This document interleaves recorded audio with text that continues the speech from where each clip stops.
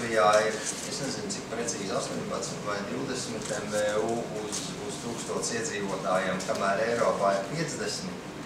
Tātad tas nozīmē to, ka mums vēl ir kur augt. Tāpat laikā, es zinot, ka mazie vidēji uzņēmumi strādā vairāk pakalpojumu sektorā, vairāk tirzniecībā, vairāk tāda mazajā ražošanā, tad es neesmu pārliecināts par to, ka Latvijā tas iekšējais tirgus vai iekšējā pirktspēja tik liela, lai šeit Latvijā būtu vietas 50 maziem vidējiem uzņēmumiem uz 1000 iedzīvotiem. Tāpat laikā ir kur augt.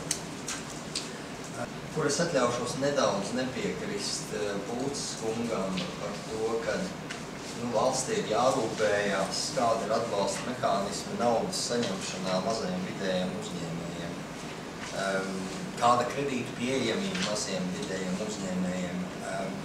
Kredītu pieejamības atbalsts vairāk nozīmē zivs iedošanu. Tiem mazajiem vidējiem uzņēmējiem ir jāiedod nevis zivs pieeja pie kredītiem, bet makšķeri.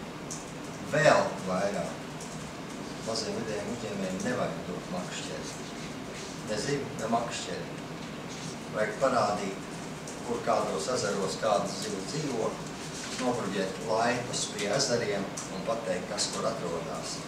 Jo, ko nozīmē, kā tas fiziski izskatās? Šobrīd mazais vidējais uzņēmējs atnāk uz banku, vienu, otru, trešo un saka, kur ir ekonomikas ministrijas un valdības izstrādāta programma, dod man naudu.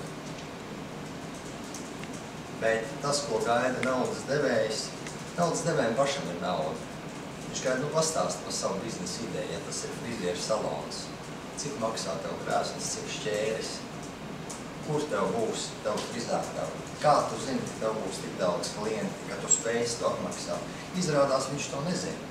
Bet viņš zina, ka ir valsts atbalsta instruments, ka vajadzētu 1000 vai 2000 lati aizņemties un uzsākt mazo biznesu. Līdz ar to es vairāk tiešām atbalstītu to, ka tie atbalsta veidi būtu izglītošanā, biznesa izglītībā, kādā tirgus izglītībā. Un tad tas mazais uzņēmējs, viņš pats atradīs un nevajadzēs valsts atbalsta instrumentus kredīt garantijām, kredīt iestādes, redzot, ka tas uzņēmējs zina un saprot biznesu, par ko iet runa. Pašas dos kredītus, jo kredīti iestādes ir interesētas nopelnīt.